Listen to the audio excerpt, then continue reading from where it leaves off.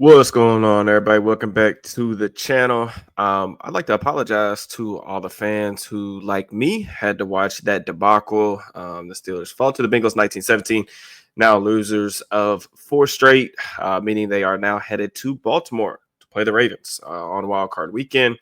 Man, I'll be honest, I got to be up for work in 4.5 hours, but I wanted to go ahead and record this just because I feel like all of my thoughts are still fresh and I feel like I have a lot to say. And I'm still a little bit wired from the game. So if you guys could just do me a favor, hit that like button, subscribe, hit the bell for notifications, all that good stuff. Drop me a comment to let me know how you guys are feeling post game.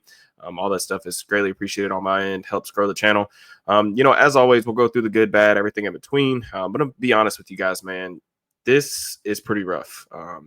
I know I'm speaking for a lot of the fan base here, especially you guys who invest, so much time and energy into this team, following it, every second of every day. But I feel like this is just headed towards a very frustrating conclusion to the season. And I feel like one that we are all too familiar with in recent years. And to be honest with you, man, like it sucks, point blank. Like there's nothing else to really say about it. If you were to tell me that the Steelers were going to hold this Bengals offense to 19 points with the way that Cincinnati have been playing leading up to this game, with the way that Joe Burrow has been spinning the rock, I would have bet the house that they were going to win this game 100%, especially when we go through the preview, and talked about, what do they do? What do they need to do to win this game? We talked about, okay, they're going to move the football. You got to make sure that you can at least try to hold them to some field goals. We talked about creating multiple turnovers. They did that. They got 2 turnovers on the defensive side of the ball. And you also had, technically 1, but you got a 4th down stop. So I count those as turnovers. And then you got the lucky, fumbled punt, whatever, that Connor Hayward recovers. So you basically got 3 turnovers, got advantageous field position in multiple different instances, did absolutely nothing with those opportunities. And then we talked about again, you're going to have to, they're going to try to use a quick passing game. You're going to try to have to get as many hits on the quarterback, try to sack the quarterback. They got 4 sacks in this game. They didn't necessarily create consistent pressure on Burrow because his time to throw was super quick. It was a lot of the same stuff that we saw Mahomes do last week in terms of a lot of quick game, a lot of 1 and 3 step drops. I thought that the defense settled in a little bit after the first drive or two. On that first drive in particular, I thought that the broadcast did a really good job pointing out just the ball was out in 2 seconds. Get the ball out in 2 seconds. The pass rush is non-existent. And I felt like it took them a little bit to get adjusted to that. One player that I thought adjusted really well in that instance was Cam Hayward. If you guys notice, Cam was barely even rushing in this game at certain points because he was like, okay, the ball's going to come out quick. We talked about needing to get your hands in the passing lane. Cam did that as well as anybody. And then also the times where he did attempt to rush the passer, we saw a nasty bull rush on the left guard that ended up forcing Burrow to slide to his left. Nick Herbig's waiting there for him. He gets a sack on that. And again, in the red zone, they did buckle down. They gave up a lot of yards. The Bengals did matriculate the ball down the field. They averaged 4.9 yards per play. The success rate numbers don't look great for the Steelers defense, but they held them to 1 for 4 in the red zone. And I mean, this is probably Burrow's worst game or one of his worst games in quite a while, really probably since September. And there were some obvious mismatches in this one on both sides of the ball, right? Obviously you send Corey Trice in there because Dante Jackson's out. Trice got put on a poster pretty much all day long about Jamar Chase. It's not really overly surprising that happened. I think that Chase is one of the best players in the NFL. At times they were leaving him one-on-one with, a middle field post safety. Sometimes on the touchdown, they didn't even have a post safety and he's playing outside leverage on a slant. It's just not going to work in today's NFL. No one is guarding Chase in that situation. But there are just times where he's giving up some catches. I did think he tackled well, which is a good thing to see. But I think you can see that he's not ready for that type of assignment, which I don't really think is necessarily surprising. But I thought the defense overall did some decent things. I thought TJ Watt had probably one of his better halves that we had seen, especially in that first half. I thought he was winning pretty consistently against Cody Ford. Unfortunately, the strip sack that he had got called back due to a penalty that was called on Trice. You get the Beanie Bishop interception. Like I said, the defense wasn't what I would consider great by any stretch of the imagination. I wouldn't even necessarily say they were good, but I think they were good enough to win the game. And I think that's, like I said, that's what makes this outcome really frustrating for me because I was talking about it pregame, talked about it on the Steelers Now preview show. I just need the offense to not embarrass me in this matchup, man. Like I really do. I still believe this, that I think this Bengals defense lacks talent at all three levels. I think it's one of the least talented units in the entire NFL. They have linebackers that cannot move. We saw that against Pat Freiermuth. He was getting open pretty consistently whenever they were singling him up in one-on-one situations. Like none of those guys on that defense could cover him. Unfortunately, he has the late drop on the last drive. He's going to get tackled. I mean, he's at the 50-yard line, I think, right at midfield. He's probably going to get tackled at like the 45. Is that, I don't know. I don't think Boss can necessarily kick it from there. Then, like, at the time he would be tackled, it's probably going to be like 10 seconds. You don't have a timeout. You're going to end up spiking the ball. I mean, you would at least get a Hail Mary opportunity, which you would definitely like to have that. But overall, I thought Pat was pretty good in this one. I just thought the offense in general just had absolutely no juice whatsoever. We talked about it in the preview that I think Pickens is a guy you got to get involved early and often because I think his focus and I think his effort really dips if that doesn't happen. I think we saw a perfect example of what that looks like tonight. Multiple drops, two of which, the defender made a good play on and kind of punched the ball out. But those are plays that, like, if you're the number one wide receiver on the team and you're a guy that's up for a contract extension in the offseason, who's created a lot of headlines, in recent weeks, whatever, you got to make those types of plays. I mean, he's by far their best playmaker on offense. They are so overly dependent on his one-on-one ability. And when he doesn't show up or when he's a net negative like he was tonight, we saw what that looks like.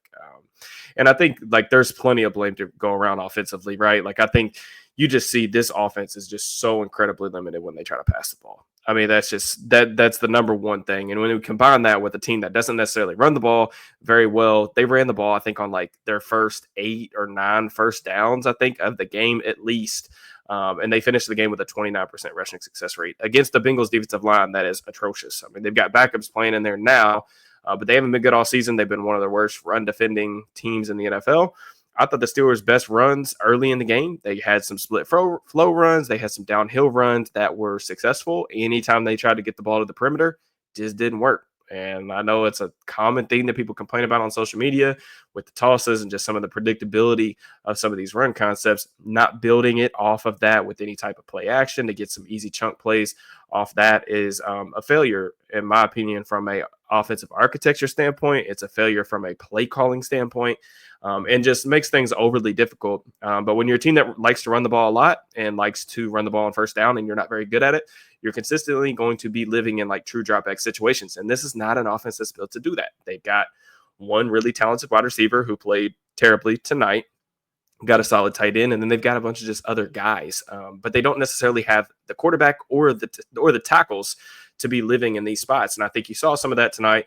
With Dan Moore, I think he gave up 6 pressures, 2 sacks to Hendrickson. Hendrickson's going to finish with the NFL lead for sacks. He's had a tremendous season. We talked about like not letting him wreck the game. And he did that at times tonight. Anytime that those guys were like one-on-one and anytime the ball wasn't out pretty much immediately, he was winning up the arc on the outside shoulder.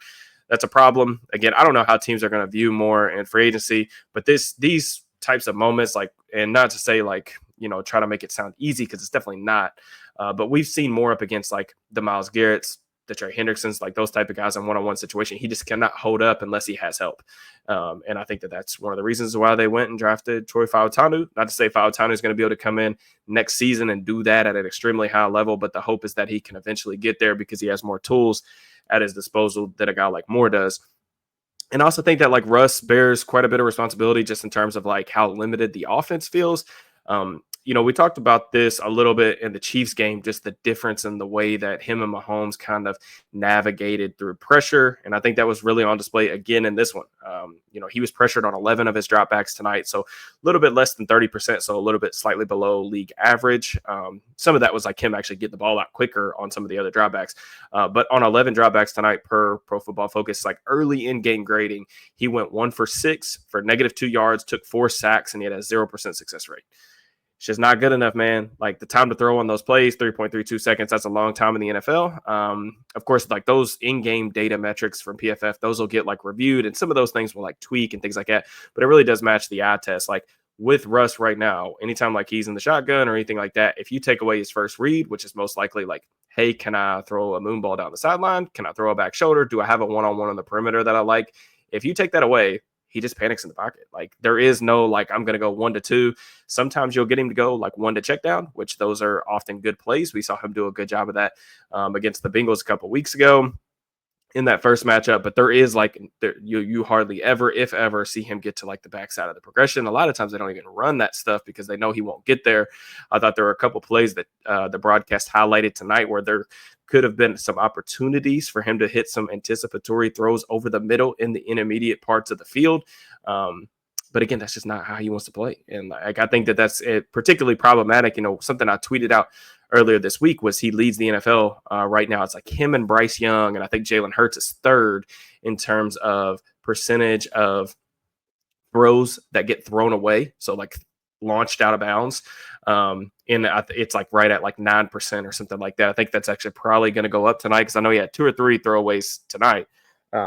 But the reason for that is just like, again, if the number one option isn't there, he's going to look to scramble. And then once he gets out of the pocket, like you do see some athleticism that's dipped in his game. If he can't get to the edge, most of the time that thing's going into the bleachers. And then you could also say like, hey, like on that final drive, like we need a veteran quarterback that's been playing in the league for 13 years. He's won a Super Bowl. He's been in big games, playoff games, been in tons of 2-minute situations.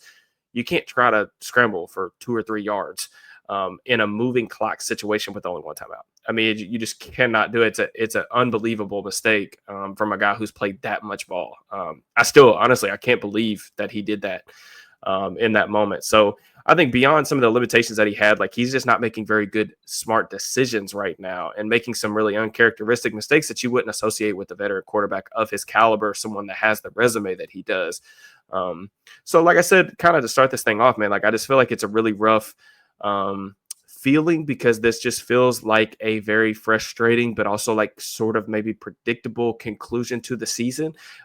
It felt like there was always a good chance or a chance that we would arrive at this conclusion, like, which is the Steelers are I don't even know. I was saying good team coming into the week. I don't know if I would necessarily classify them as that.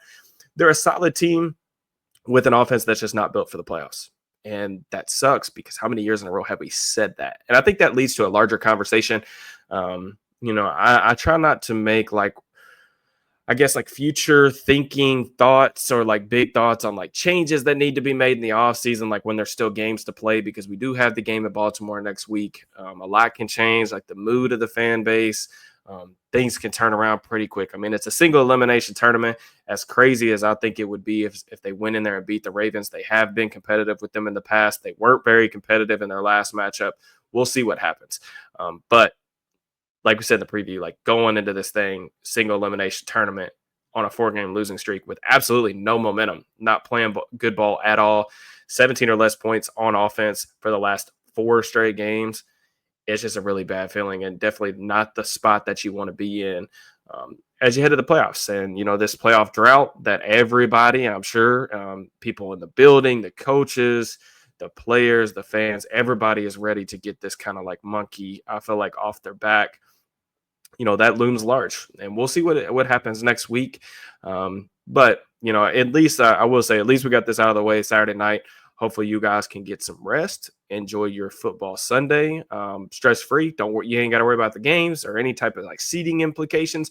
Y'all can just lay back, chill, get some food, and we'll get ready for the Ravens. So I'll have some content up this week. Like I said, I have to unfortunately work tomorrow, which kind of sucks. But once I get back and stuff, we'll start kind of grinding through the film, though it should be available to me at that point. And, you know, we'll see where that takes us. But I really appreciate the continued support, and I will talk to you guys very soon.